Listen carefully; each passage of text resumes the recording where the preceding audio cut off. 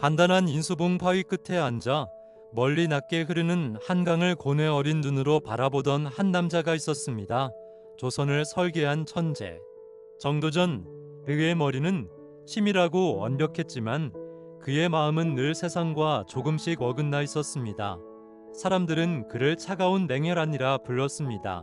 하지만 어쩌면 그는 누구보다 사람을 사랑하고 싶었으나 그 방법이 서툴렀던 솜털 같은 영혼의 소유자였는지도 모릅니다.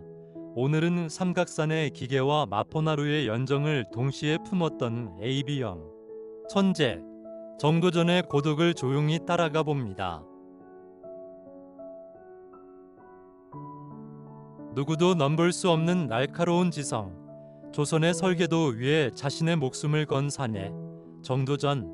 하지만 그 깎아지른 인수봉 바위 끝에 홀로 앉아 그는 왜 한강 쪽을 바라보며 긴 한숨을 내뱉었을까요?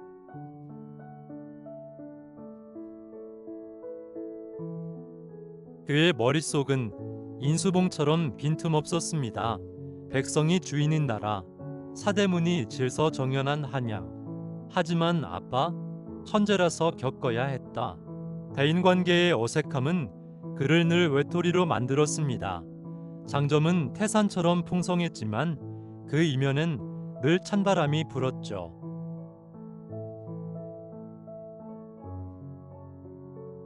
남들은 그를 냉혈한이라 불렀지만 사실 그는 마음을 여는 법이 서툴렀을 뿐입니다. 솜털처럼 부드러운 속살을 감추기 위해 더 단단한 바위가 되어야 했던 한 남자의 고독. 이제 그가 삼각산을 내려와 한강의 물결로 향합니다. 칼날 같던 삼각산의 기계를 뒤로하고 이제 그는 굽이굽이 흐르는 한강의 품에 안깁니다.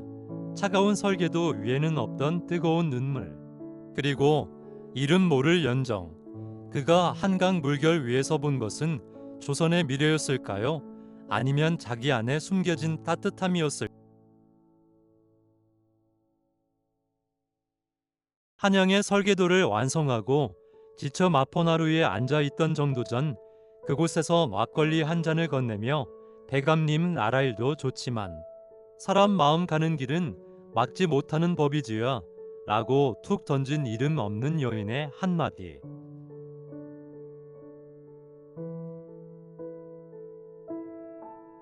마포나루는 만남과 헤어짐이 교차하는 곳이죠. 정도전은 여기서 깨달았을 겁니다. 정치는 지성이라는 머리로 하는 것이지만 백성을 사랑하는 법인 감성은 이별의 아픔을 아는 가슴에서 시작된다는 것을요.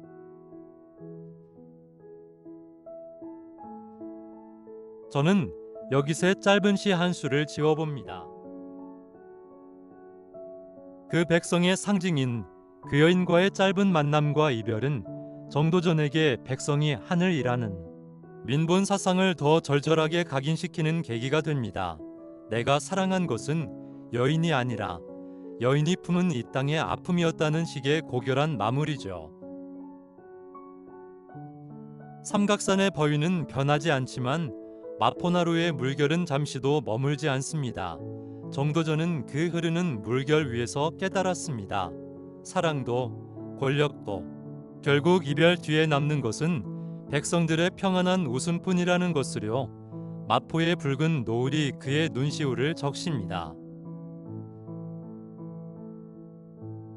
이쯤에서 정도전과 관련된 질팍한 야사 이야기를 소개해 보려고 합니다. 정도전이 귀향살이를 마치고 마포나루 근처 주막에서 며칠을 머물렀을 때의 이야기입니다. 행색은 초라한 거렁뱅이 선비인데 눈빛만은 형형했던 그에게 마음을 준 주모가 있었다고 합니다. 주모가 정도전에 해진 옷을 기워주며 나으리 세상 고치기 전에 나으리 속옷 구멍부터 고치시우라고 타박하자 천하의 정도전이 껄껄 웃으며 이 구멍으로 찬바람이 들어와야 백성의 시린 가슴을 잊지 않는 법이다라고 맞받아쳤다는 설화입니다. 한양도성 설계의 부름을 받고 떠나야 하는 날, 주모가 보따리에 주먹밥과 신발 한 켤레를 싸주며 말없이 마포 물결만 바라봅니다. 정도전은 그 여인의 거친 손등을 잠시 잡았다가 놓으며 평생 처음으로 권력보다 무거운 미안함을 느꼈다고 합니다. 여기서 정도전은 깨달았을 것입니다. 개혁의 설계도보다 중요한 건 내 옷을 기워주던 여인의 따뜻한 손길이었다는 것을요. 그것이 그가 평생 안고 간 질팍한 연정의 실체였습니다. 정도전은 가야 하오. 하지만 내 잊지 않겠소. 그대가 기워준 이 옷구멍으로 들어오는 바람이 곧 조선의 바람이 될 것이요. 마포나루 주막에 찌그러진 술잔 속에 천재의 오만함은 녹아내렸습니다. 주모의 거친 손마디에서 그는 조선의 진짜 얼굴을 보았습니다. 사랑이라 부르기엔 투박하고 이별이라 하기엔 너무도 시린, 그것은 민초들을 향한 서글픈 연가였습니다. 정도전은 AB형 특유의 합리성으로 조선을 설계했습니다. 차갑고 정확했지요.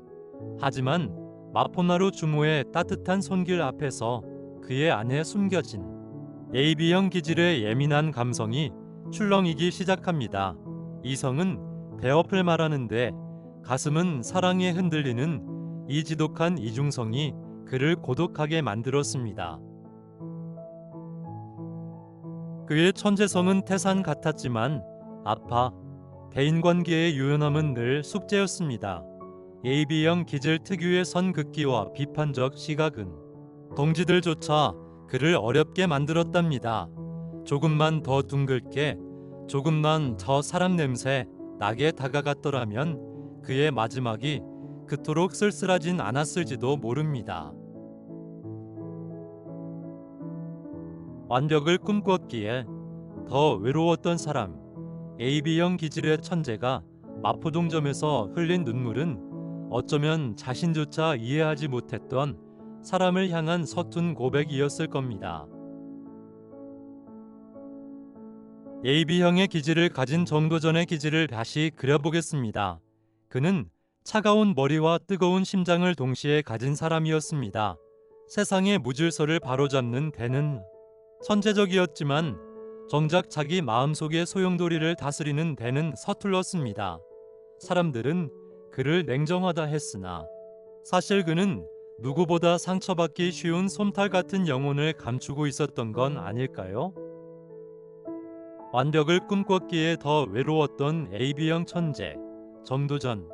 그는 삼각산의 단단한 바위처럼 살고 싶었지만 결국 한강이 부드러운 물결이 되어 우리 곁에 남았습니다. 사람을 사랑하는 법이 조금은 서툴렀던 그 남자의 고독, 어쩌면 그 고독이 있었기에 오늘날 우리가 걷는 이 길의 설계도가 그려진 건 아닐까요? 지성은 높게 가지되 마음은 낮게 흘러야 한다는 것. 천재의 외로움보다 평범한 이들의 온기가 세상을 더 아름답게 바꾼다는 것. 마포종점의 붉은 노을은 우리에게 속삭입니다. 잘했어, 고마워라는 따뜻한 말 한마디가 때로는 날카로운 개혁의 칼날보다 더 강한 힘을 가진다는 사실을요. 조선을 설계한 사내는 끝내 한 사람의 마음 앞에서는 서툴기만 했습니다. 그가 바라보던 한강은 나라가 아니라 어쩌면 한 사람을 향하고 있었는지도 모릅니다.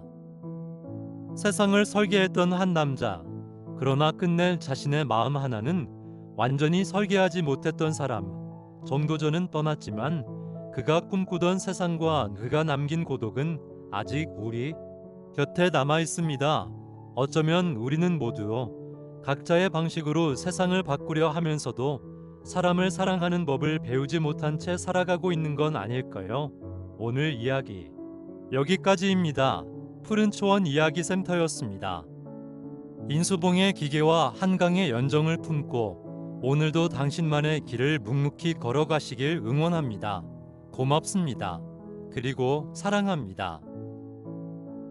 천재는 완벽했지만 인간은 외로웠다.